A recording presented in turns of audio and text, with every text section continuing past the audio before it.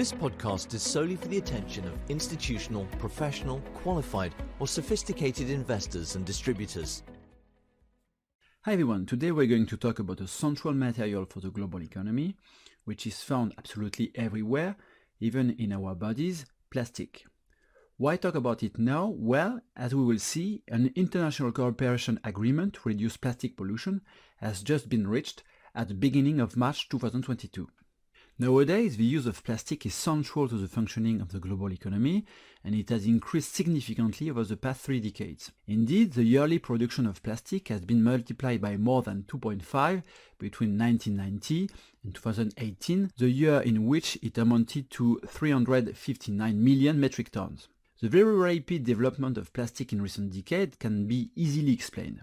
It is relatively cheap, light, malleable and resistant, and in some cases the use of plastic even has a lower carbon footprint than alternative materials. The problem is that the rapid increase in the use of plastic has been accompanied by catastrophic pollution, since half of the plastic objects produced are intended for single use.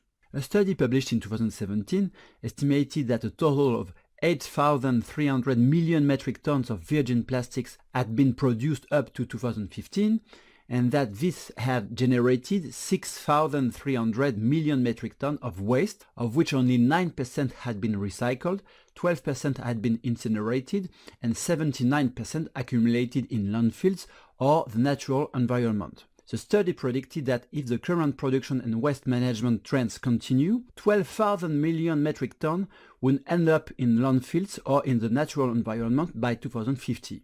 The impact on the environment is terrible. The IUCN, the International Union for Conservation of Nature, estimate that 12 million metric tons of plastic are leaking into the oceans each year, 2/3 of which corresponds to poor waste management in coastal areas. As a result, marine plastic pollution is responsible for the death of 1 million seabirds, 100,000 turtles and marine mammals, and countless fishes each year, all this contributing to a significant decline of animal biodiversity.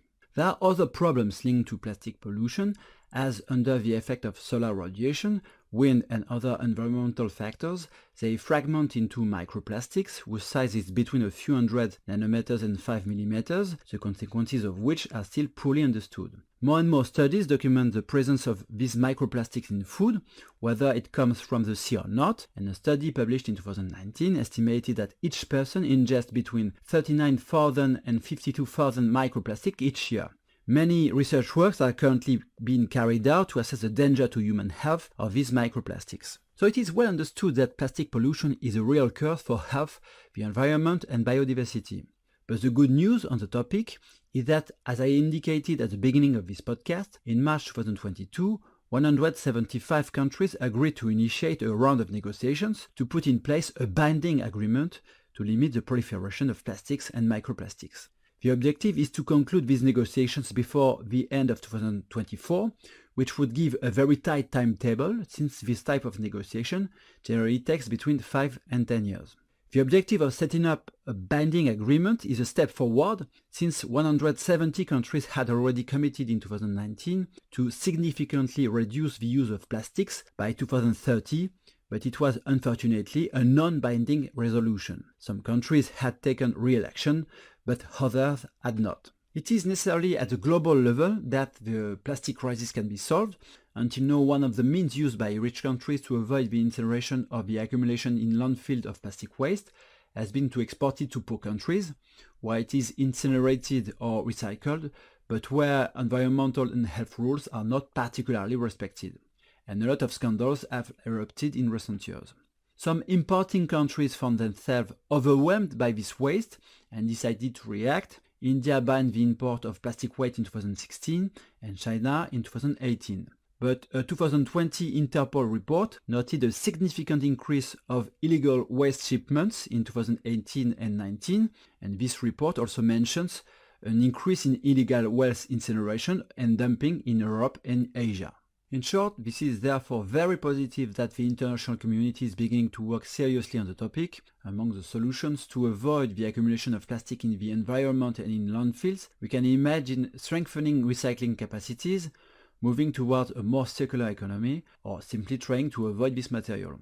Moreover, plastic packaging has not escaped the increase in prices, since its price was up 27% year-on-year in the US at the beginning of 2022, which will perhaps give the idea to a certain number of companies to find an alternative. Thank you for listening and talk to you soon.